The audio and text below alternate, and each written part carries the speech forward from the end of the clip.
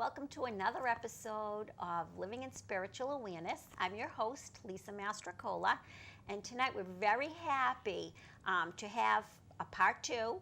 We have Lesley Finocchio, who is a holistic health coach, and she was here for part one last time around, and we learned so many amazing things. If you're the type that suffers with weight gain, like I do and probably many people do, we learned that it really isn't, a lot of it really isn't our fault. And maybe we're just looking at things, we have a different way of looking at things. So Lesley came and she gave us so much information on, what do you call those circumstances?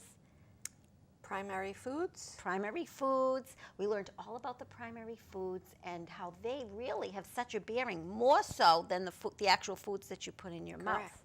So please, if you haven't watched,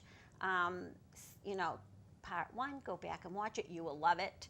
And if not, you'll watch it after. And if you did see it, you know how much awesome information she gave us.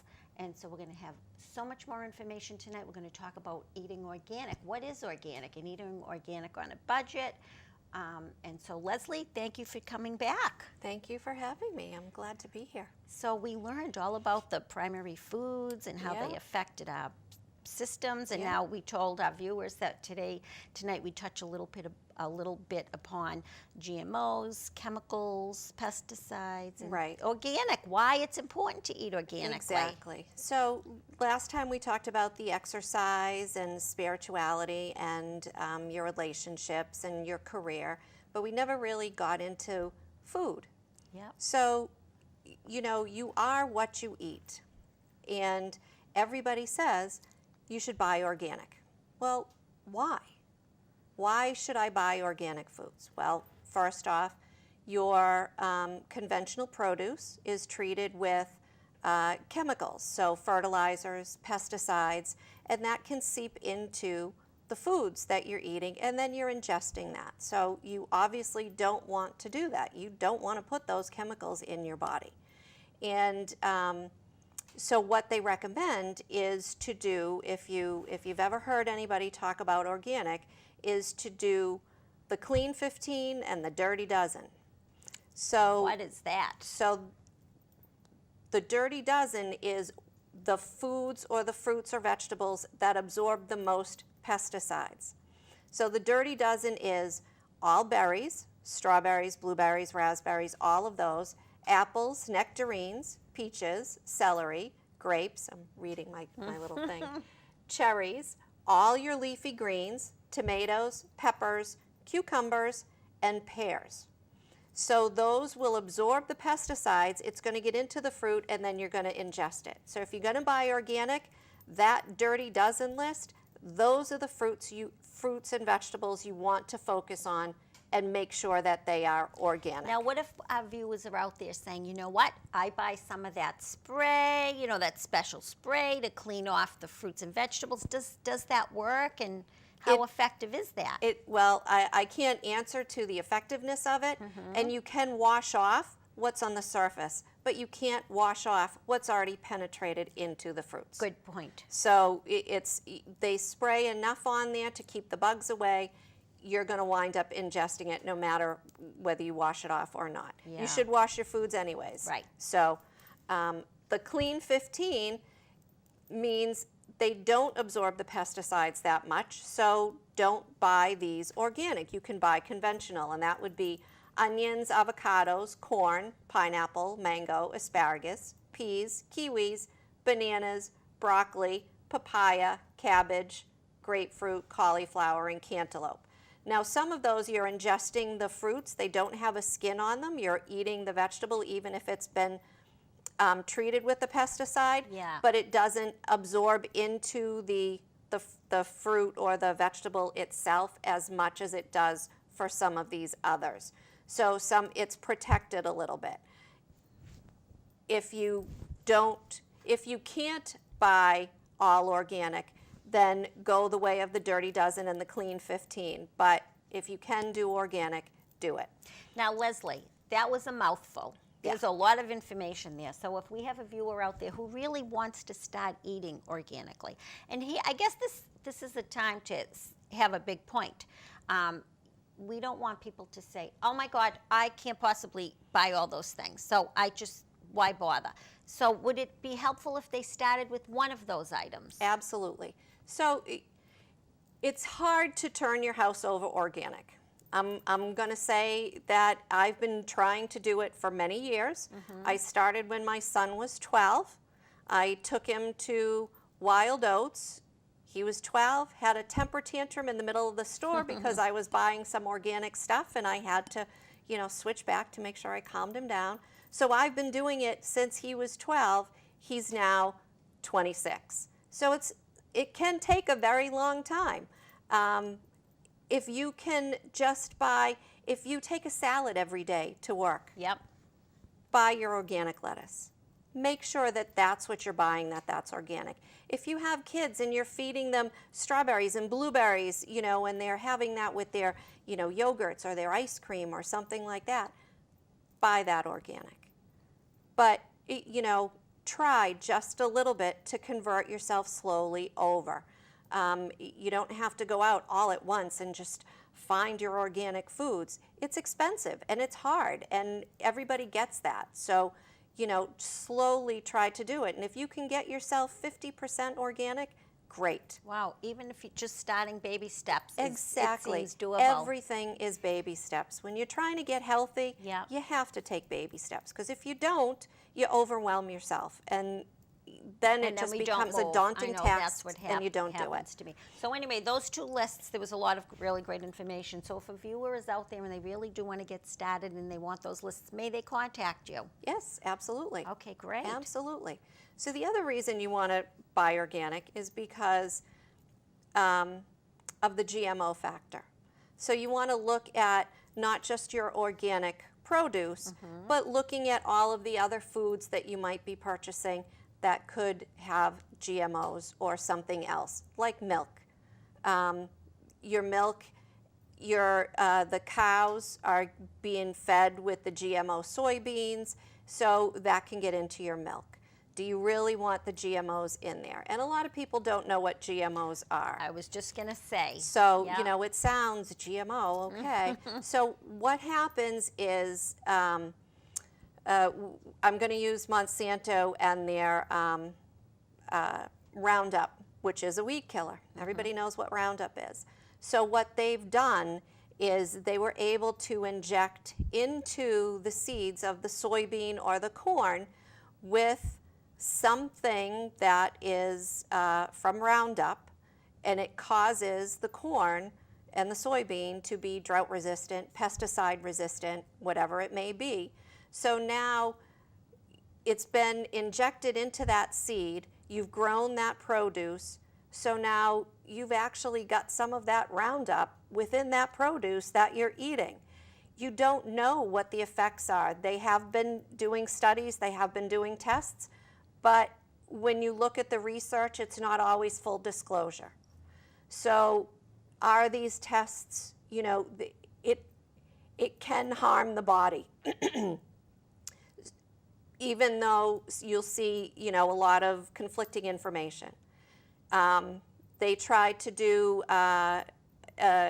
putting a chemical into a seed, and it wound up causing a nut allergy, and they had to remove everything. And so you don't know, because a lot of these tests aren't done, how is it actually affecting the body once you ingest that? Well, we know. We don't even have to read. We can tell just by our own families. I mean, I'm a teacher. How many schools now? All the schools have to be nut-free because of these very dangerous allergies. And I know when I was growing up, no one had an allergy. The GMOs have been around. They started it in the 90s. So the GMOs have been within our system for a long time. You've seen an uptick in the allergies that people have.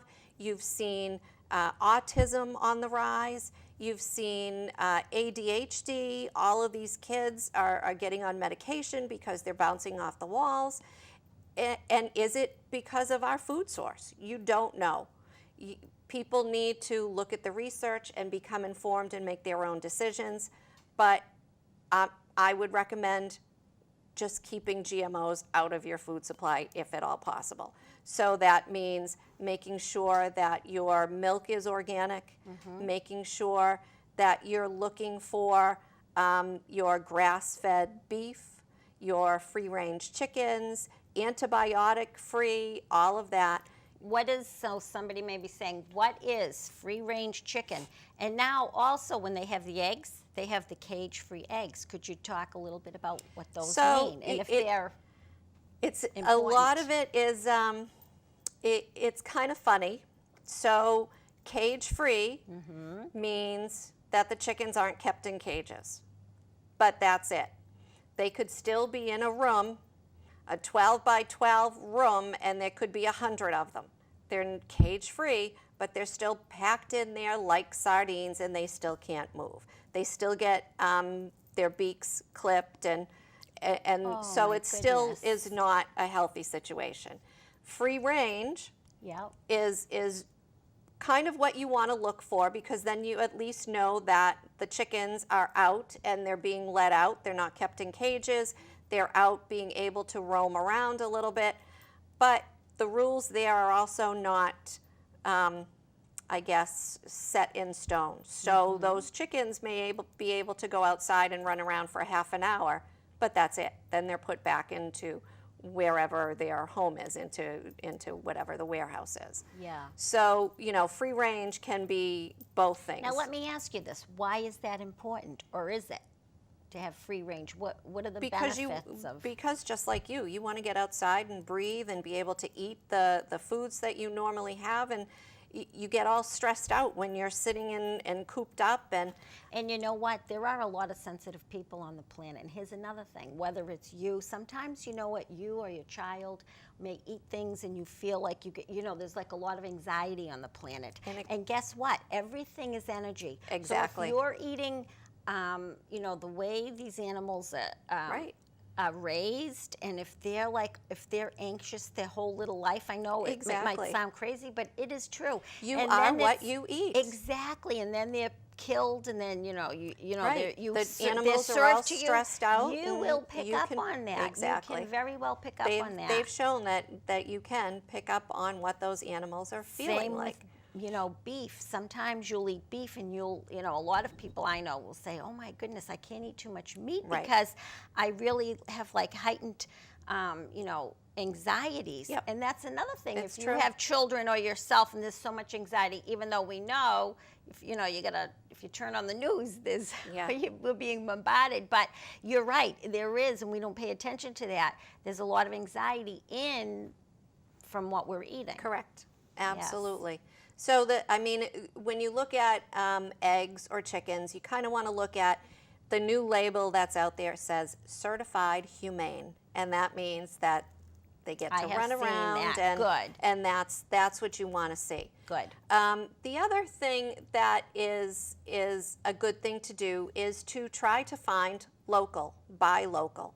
So you might see around all of these farmers markets, maybe you've got a local farm near you, and they're telling you to come and get their CSA.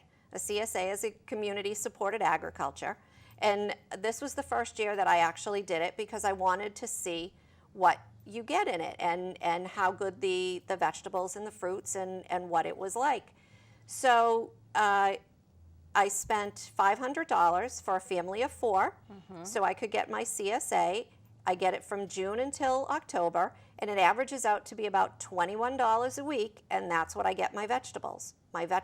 And you get some fruits. I haven't bought a vegetable at a grocery store since the beginning of June. I get a CSA pickup every week. I've gotten things that I've never even tried, so it was exciting to figure out how am I going to use this. I've never done garlic scapes. I made some great pesto. We've sauteed Swiss chard. I've got kale, collard greens, which I'd never had. I've got my romaine lettuce, my green leaf lettuce, some fantastic beans, and it's always new, fun, and surprising to try to figure out what to do. And this is a perfect time to do that because when you get your box and you don't even know what it is, Right. You have the internet in 2 seconds. Exactly. You can pull up a million different exactly. recipes. And it's fun. Yeah. And it's a lot of fun. And you find out who's growing it, what they're using. You know that it's fresh. You don't have the pesticides. So it's a great way to support your local community, but also eat very healthy. And we had this little discussion about, talk to our viewers a little bit about you really should be eating, for optimum health, you really should be eating what's grown in your region. Correct. So one of the biggest things that during some of my training I did was Ayurvedic medicine. And pretty much it's not a diet, it's an Indian medicine, and it's been around for thousands of years. And it pretty much just tells you to eat what's for the seasons in your area. So it's not telling you that you can't eat this, you can't eat that. But for example, here it is summertime. Summertime is a very hot month, so you should be eating cooling foods. So you eat your fruits, you eat your vegetables, you don't eat a lot of meat. You eat the meat in the winters when it's hotter, because that's where you want that fat to kind of keep you warm. So you eat the meat when it's cold to keep you warm. And then also, we live here in the Northeast. We grow apples in the fall. Yep. We don't ever have palm trees. We don't have coconuts. We don't have papayas. We don't grow pineapples. So it's great to have once in a while as a treat for your body. But if you're not from a tropical island, having coconut water every single day in your smoothies is going to make you feel great for a little while, but it's not going to be sustainable in the long run because you're not from a tropical island. Your body is not used to eating tropical foods. And nor does it probably need that. No. You need other nourishment and other minerals and vitamins to keep you going around here. So it's even more beneficial when you have the CSA because you know what's being grown in that area. You know what you should be eating. And, you know, I know my CSA gives you some fruits every now and then from some of the local fruit farmers so that you can try them out. So you know what fruits are being grown in your area as well. Now, see, that makes perfect sense. But guess what? In all the years I've been on this planet, I have never heard that. And it makes perfect sense. Right. It does make sense. And nobody's ever telling you that that's what you should do. And more as people are starting to look into organic and eating what's right, this is how the knowledge is getting out there. People are starting to spread the word and saying, you got to eat what's in your area. And I'm not saying that you shouldn't be eating, drinking the coconut water. Right. Coconut water is great. It has so many benefits. Just don't have it every day. Right. Don't have it every day and every single drink that you're drinking. Have just regular water to start to flush out your system.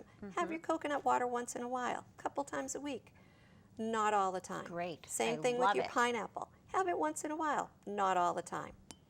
Makes perfect sense. Now, how do you eat organic on a budget?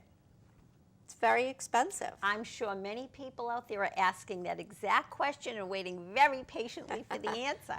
So the first thing to note is you don't have to just go to, and I'm not bashing Whole Foods at all, but Whole Foods is very expensive. And when everybody says organic, that's the first thing everybody thinks of is, let me go to Whole Foods. That's true. Well, the organic label is standard across no matter where you buy your foods. So if you shop at Target, Target has their own organic brand. Buy their organic foods. That's fine. It's a lot cheaper than Whole Foods. Walmart, same thing. Buy organic because organic means organic means organic. They have to go by the same standard. That's very important too because I know you know that, but I wouldn't know that, and a lot of people probably have no idea that. So that's a big thing. Organic is organic across the board. Or they probably didn't even know that some of these places sold organic foods. And they do. They even the big box stores like Costco, they're starting to get into. They have their own organic brands. Absolutely, organic means organic. So if that's where you shop, just look for the organic brands and you're fine. It's funny you should bring up Costco, because really and truly, so many people love, they stand in line to sell their product at Costco. And I did read in their monthly magazine a couple of months back that they were starting to go to farmers and trying to get them to sell organically. Yep. And it's like the Oprah effect. Once somebody, sells their product at Costco, I really feel like it may be a game changer, in the field. Because I think for so long, even now, you go to buy organic, it's 3 times, maybe when Costco does get involved and it's a full-blown thing, then really, I think they're going to bring it to the masses. And so I think it's an exciting thing. I think so, and I hope so, because, it is the bulk store, and people do go there. You can't necessarily buy a lot of produce in bulk. That's, if it's organic, it's not, necessarily treated. It could go bad faster, so it'll be good to see what they come in with. So I think. But one thing I have to say about all the Costco people I know, they're there several times a week. So I don't think it's almost like an addiction. So if it gives them a little, a real legitimate reason to go back every few days, I don't think that's a problem. Right. And then there are other grocery stores around that you can absolutely find organic and exciting. Very good things. You can also shop online. There are several online grocers, Amazon, Thrive, Vitacost. I know that and they sell at considerably less. So if you don't mind doing online shopping, you can go on there, find some organic staples, and have them just shipped to you. And you get free shipping, and a lot of them are quite a bit discounted from places like Whole Foods. And what's nice, too, in a case like that is maybe you have other family members or friends or neighbors that want to, maybe you can pull your resources. Yeah, exactly, and then share, share ideas, share product, so. Yep, absolutely. That's exciting. And now, I know we talked a little bit about pesticides. What about some of the chemicals that they put in things, like even our cleaning products? Do cleaning products have to be, organic? What's the whole story with that? So your cleaning products, I don't think I would call them organic. Yeah. But your cleaning products need to be good for you, not the chemicals that are in our cleaning products now. I haven't used bleach on my kids' clothing in many, many years, and my son played baseball. And I used to get the red clay out by using Fell's Naphtha soap. And some of you may remember, if you're close to my age, your mother and your grandmother used to have Fell's Naphtha soap hanging around the house. So that's what I've always used for my stain remover. I use the washing soda in my laundry. Now, can you get that at a regular supermarket? Absolutely. You can get it right down at your local supermarket. There's been a lot of controversy about borax. I've used borax as well in my laundry. And that's what I would use to whiten my whites when I used laundry detergent. I don't use laundry detergent anymore. I make my own.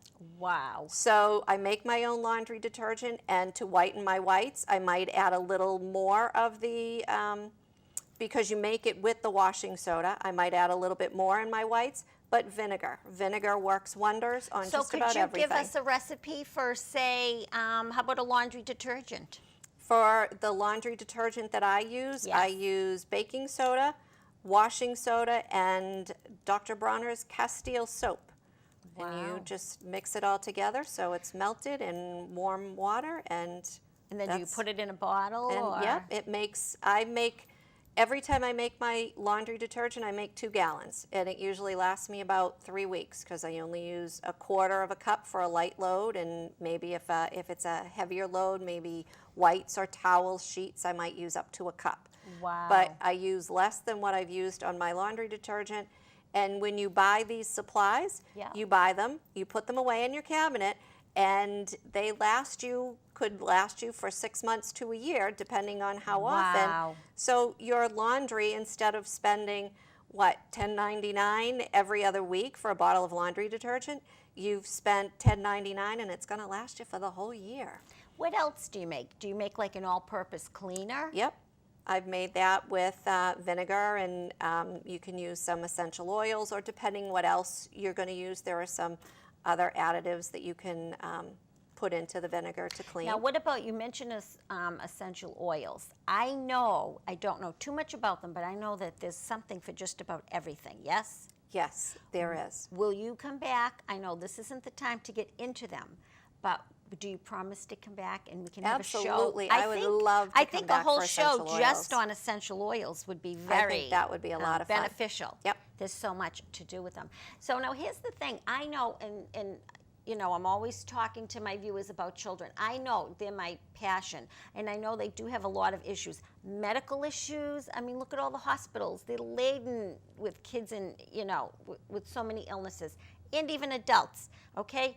And even kids, like behavioral, like you said, there's a lot of ADD. Kids are like literally bouncing off walls, okay? So we know that there's got to be some sort of chemicals that are involved in this. So Lesley, if our viewers would like to maybe get some of your recipes, some of your homemade recipes for, and I'm telling you, just an all-purpose, starting with an all-purpose cleaner and laundry detergent. Don't you think that's an awesome place to begin? Yep, I think so. So could they contact you as well to Absolutely. get those? Yep, To get those recipes? you sure can. Okay, so Lesley, this was amazing. We've learned so many great things. So we're so glad that you've come and joined us and learned so many things. So now hopefully you know what a GMO is, and a free range chicken, and cage free, and it's really our heads spin as consumers because they try to get around everything, you know, and you just feel like you see new words, and your first inclination is it can't be, they're not telling me the whole story, which is true. Which is true, absolutely. So Lesley told you the whole story. So if you want her lists on what has to be organic, what doesn't have to be organic, her cleaning supplies, which I'm going to start making, which are phenomenal, and in saving. You know what? The money you save doing cleaning supplies, they can put towards organic. Or you're right. And the point is, start little. Start with your berries. Tomorrow when you go and you buy the berries for the kids, buy them organically. And so really, Lesley, it's been phenomenal. We've learned so much. And there again, hopefully you saw Lesley's part 1. If not, please go back and watch it. Watch it several times, because I find that the more I watch something, the more I pick up, the more I learn. And it's been such a pleasure having her here, and we look forward to having her again, where we'll talk about the essential oils. And thank you, and good night.